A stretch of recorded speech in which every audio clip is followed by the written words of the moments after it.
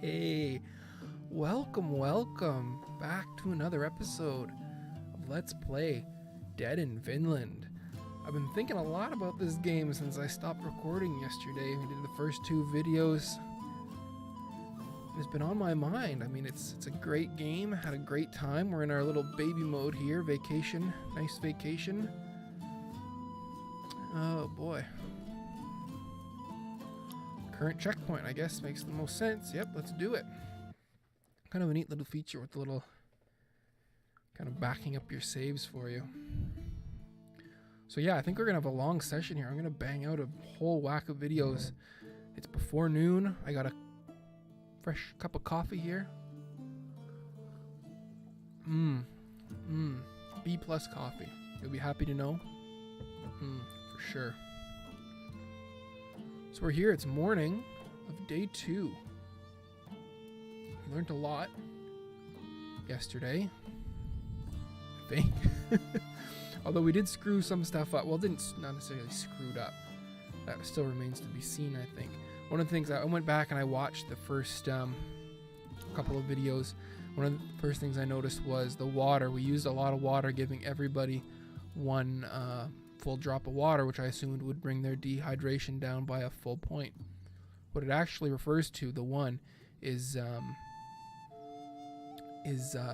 percent chance. It's 100% chance, one full 100% chance to reduce their dehydration level. And then the decimal, the fractions of one full water unit represented 25, 50, and 75, I believe, percent chance to reduce. We'll look at it again, but and that was what I wanted to start off by saying, is this is very much a dice roll game based on your stats. And I knew that going in, but rewatching the videos, it became very clear that that's what this game is really about. And trying to remember. I don't even remember how to see my character stats here. Let's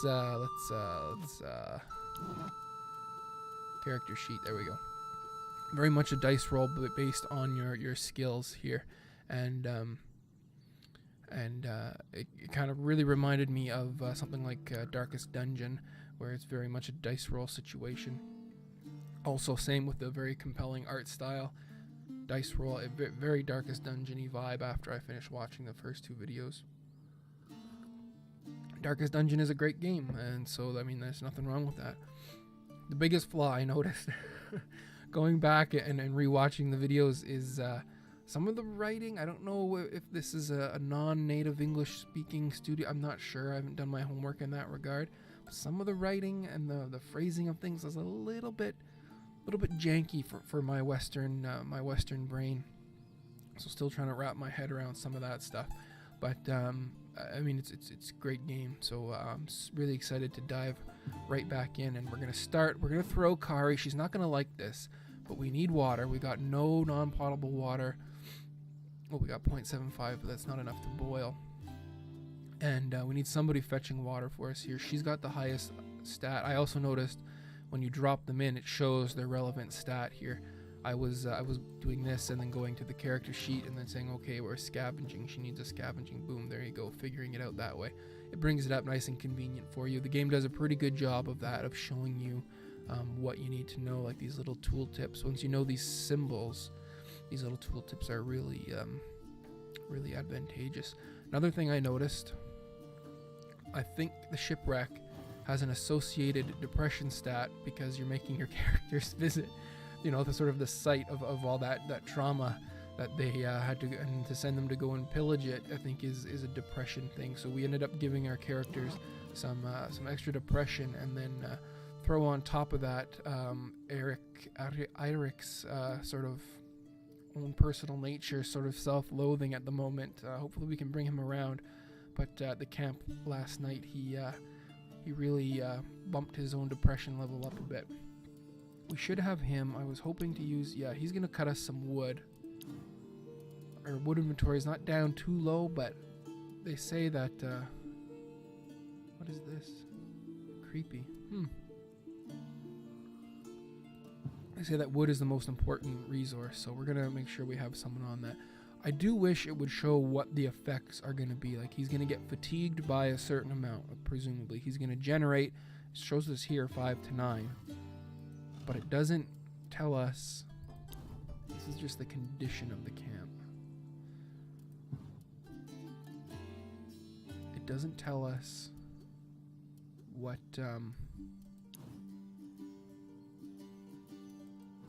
sort of negative effect it's going to have on his other stats.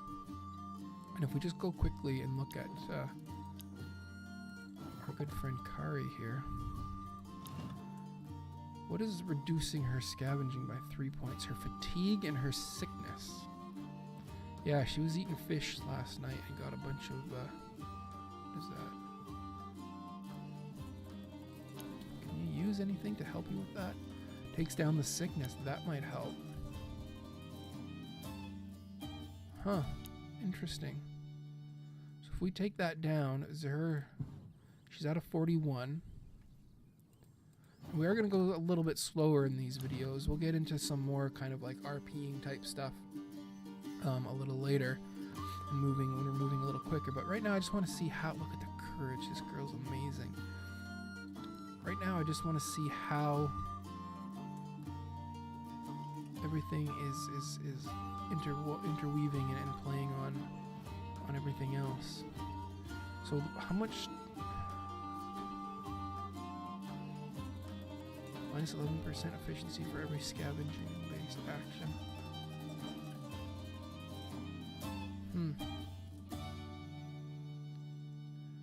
So the water supplies that she's gonna get are gonna be reduced, but I mean that's gonna be the same for everyone, right? That's 42% reduced, 24%,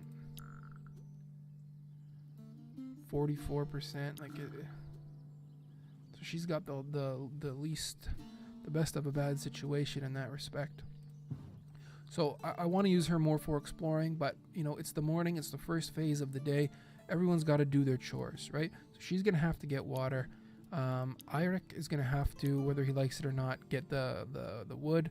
And what are the other two ladies gonna do? We don't have much for them to do, so we're gonna send one of them out. It's an exploration. That's an exploration of 11. So we don't really want lovely Bloodwed to go there. Let's send her sister out.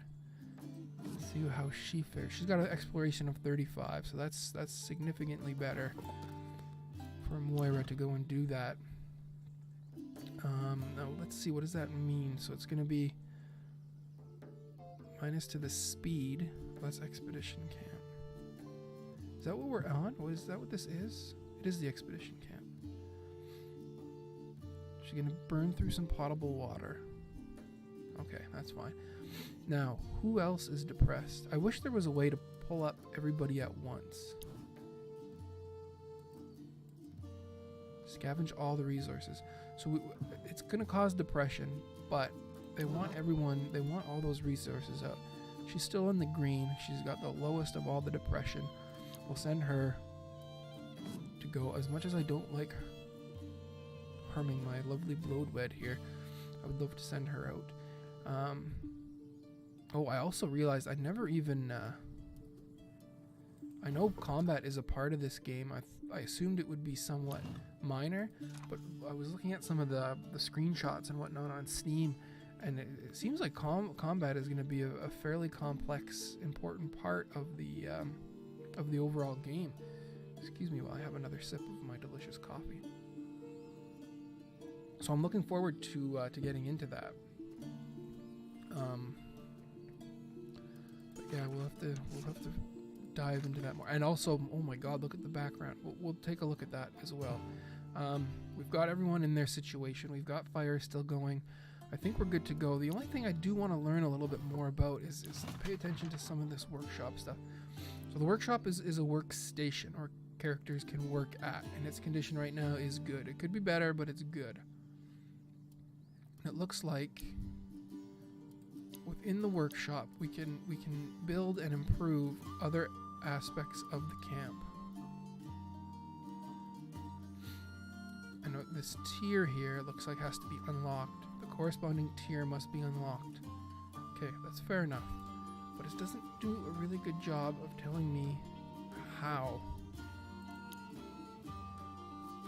Have more camp population. Is it through?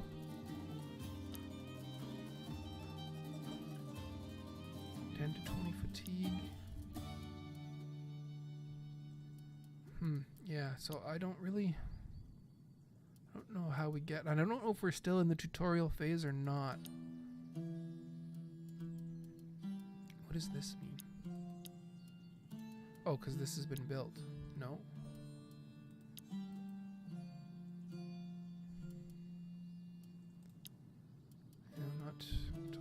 Totally. When you can't sleep at night, it's better to get some rest during the day too. You can't do anything right when you're tired. Enables napping activity. That's kind of neat.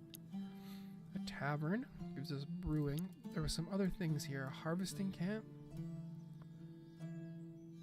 Fresh fruit harvesting. Yeah, so this is... We could build this, actually. And I think we're going to work on that, actually, because I want a food source. I really need a food source. So come the afternoon, we will send Eirik over here, and he's going to work on the harvesting camp. And so that's kind of, you know, we work our way through and make these new stations over here, and then improve existing ones as we go, which is separate from this window, which is the condition window. For each station seems to have its own condition, corresponding condition. Right, our shelter right now is good at 73. Water's excellent at 89. Our lumber camp also excellent. Workshop. Now the expedition station is not... excuse me. It appears to not be conditionable, so it must always be at 100%.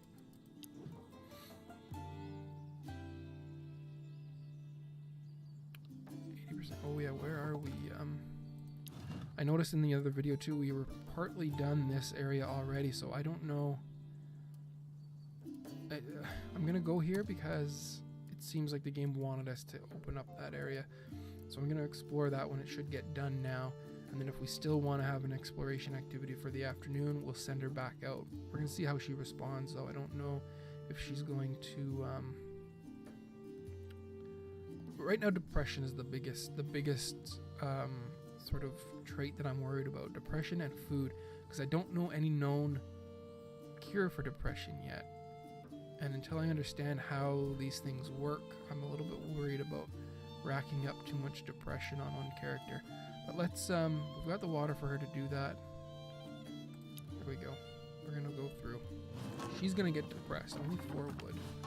Bunch of rope, that's nice. More fabric. Oh, some raw meat. Okay, that's some food. Oh, wow. A little bit of fatigue. Oh, and only 5 depression, so that's not too bad. Now, if she doesn't like this, does this mean... That's it, just fatigue. Okay, we can handle that. 7. Oh, he got depressed. Why did he get depressed? Is it a depressing task? And we got the beach. Excellent. Okay, so we're going to take a look at that right now. Fatigue. Understandable. Kari returns home running as if she saw a ghost in the forest. Mom, Dad, everyone, someone. There's someone. Oh God. A small group of armed men enters the camp. Eirik and Blodwed step up, raising their arms in sign of peace. Wolves at the door. This might be the combat tutorial portion. A huge muscular man walks in front of the group, a giant axe in his hand. 3 skulls are hanging from his leather belt. Well, Moira wanted a husband, so maybe? Oh boy. Right. So now, I'm guessing... We said before I was going to play this as being, you know, the... It's not very original the way I want this to go. I think it was pretty obvious the characters were kind of set up that way, where you've got the Eirik as the patriarch and Blodwed as sort of the sort of faithful wife, assumingly faithful wife. a little bit more demure, apparently, although the cover of the cover art seems to suggest she's got a wild side. But and then you have Moira, who we don't quite know what is going on. She's like a suspected witch or something. A little bit more rough around the edges, a little bit more fiery and independent.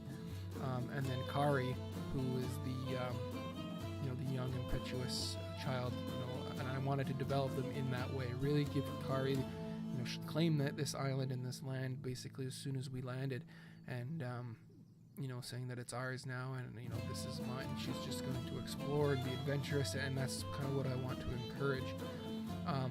But I think for this, we've moved in, and we're still getting set up here.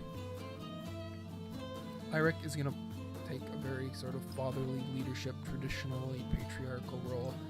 We could have Kari speak up because she's very, adventurous and outgoing in that respect, and a little brazen maybe, and she might want to jump to the forefront. We're not going to let Moira speak for us. She's the sister-in-law. She's, Bloodwed. I mean, yeah, we could have her, but I think Eric's going to try to continue to take the, maybe if this goes well, this will help with his depression. If it goes poorly, it may increase it. Welcome, stranger. We come in peace. Our ship wrecked on the shore a few days ago. Some courage, that's good. There, she likes him. That's what we want. Ah, you talk like women, wimp. Oh, wow. Oh, geez, that was unexpected. So maybe we should have had Kari speak. Say welcome to my axe, coward. As he says these words, he swings his axe with fury, wounding a surprised Eirik. Then everyone charges into battle. Wow. Yes, it's an injury stat. Who will fight? Well, we got 3 and 1's injured and locked, so I guess everyone's gonna fight. What? Oh. She's got more action points but fewer health. 2 initiative. Okay, let's read through some of this stuff. Well, we know Kari's heading in there. There's no doubt about that. She's a shooter, very accurate and high damage dealer, but rather frail. A mystic, harness some occult knowledge to specialize, improving their allies and hindering their foes. I don't think we're going to work on that. She's a protector, a sturdy fighter with good defensive skills to help the entire party. Usually mystics and people, aiding allies, it takes a little bit more knowledge of the combat system. As far as, my understanding of video games goes, the extra AP might be nice, but we'll take the extra health here. Amount of damage sustainable before being completely unable to fight makes sense. At the end of the fight, every bit of critical health missing will result in more injury and more chances to get a wound. Wow. Each skill requires a fixed amount of AP to be used. These are refilled every turn. Turn order is determined at the beginning of each turn, sorted by decreasing initiative.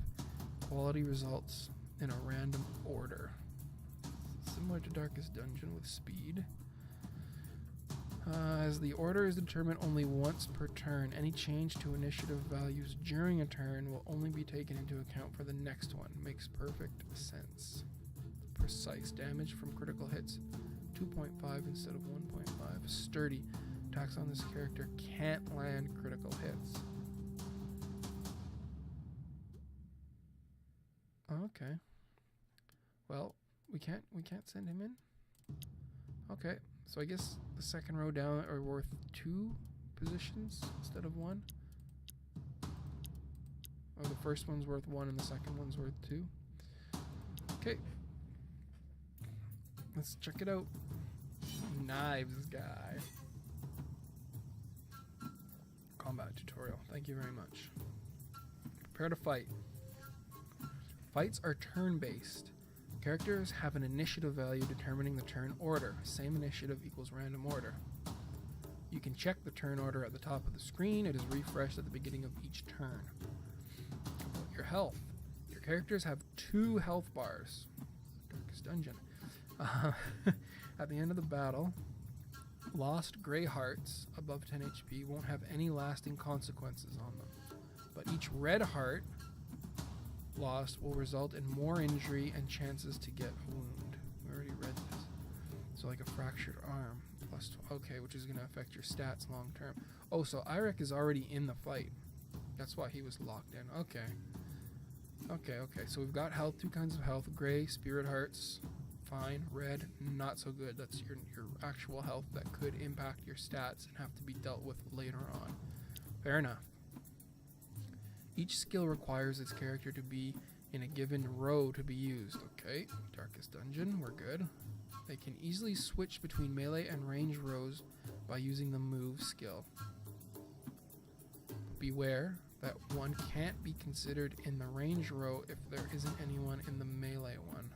Okay. Each skill requires, right, you can't be in position 2 in Darkest Dungeon if there's no one in position 1. Makes sense. Each skill requires a fixed amount of action points to be used.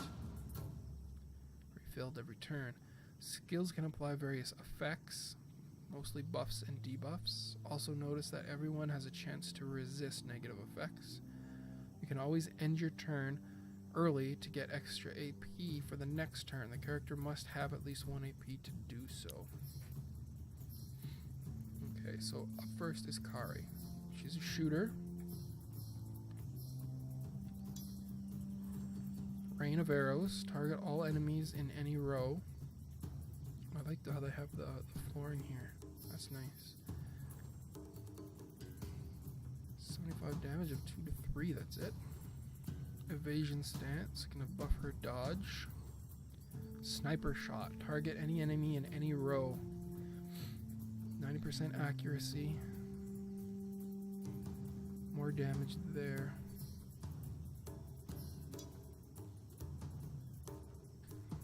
Tactical retreat. He can target the melee row. Look at Blood Wedge, she's ready for blood. Oh, can't wait, it's gonna be fabulous.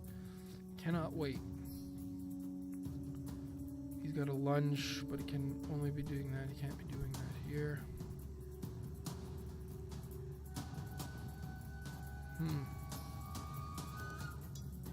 Plunderer. Not very high on accuracy, are they? 70%. That one's 85. A maim. Yikes. What do these dashes at the top mean? It's Kari's turn, so let's have her. We're gonna have her sniper shot.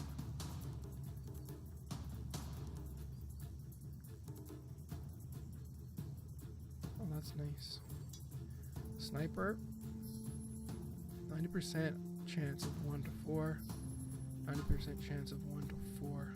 30% chance of a crit, which is 2.5 damage. Nice. 4. Okay. Now it's this guy's turn. Right?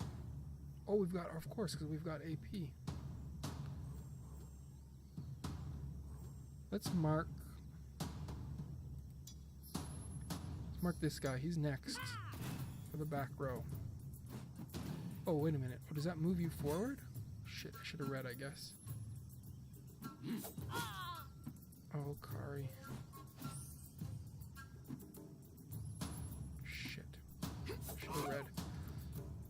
I didn't want her moved up. Okay, what does Eirik have here? Bold charge. Target any enemy in the melee row. Moves him to the front.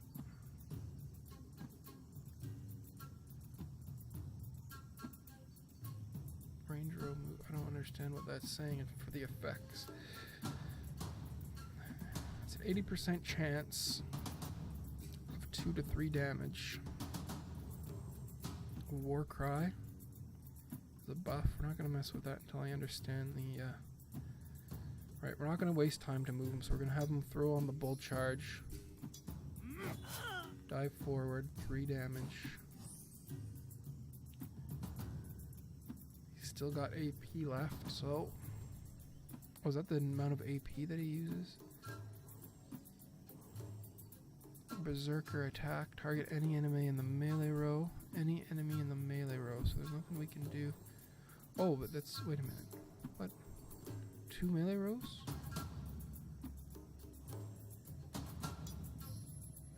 They've got 2 melee rows. Why is that? Huh. Well, that's fine. Let's have him. It's a 70% chance. Melee strike, 85% chance. This would finish him. There we go.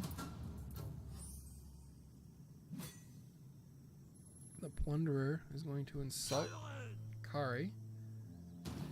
Okay. That's awful. An axe throw on Kari. Wow, a crit. Oh no, Kari. Oh no, no, no.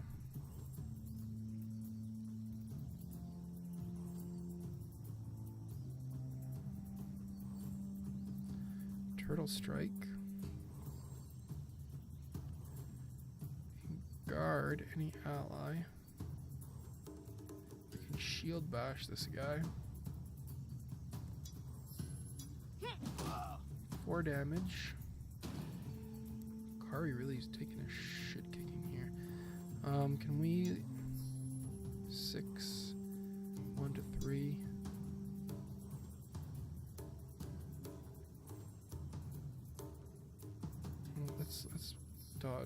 Let's help out our daughter here. I was hoping to get away from that, but Eirik's got 3 action points here. We could finish him off here. Conceivably, the Berserker. Yeah, I mean it's only 70% chance, but it could do enough damage. No, 4. That's fine. Kari's up next. Oh no, he can go again. Yeah, tutorial. I forgot. They really kind of hold your hand. Victory is ours. Oh wow, look at the stuff we got. Some healing. Oh, some milk, some food. Oh, come on. 2% diarrhea. Wow. Kari's seriously wounded. -6 to all physical skills. Wow, that's unfortunate. But we're gonna call it here, I think. We'll come back. We'll read the conclusion to this harrowing battle that we just endured, and then we'll pick up the story from there. Thanks so much. I'm having a blast with this game. I hope you are too. It's a great time. Until then, thanks very much. See you soon.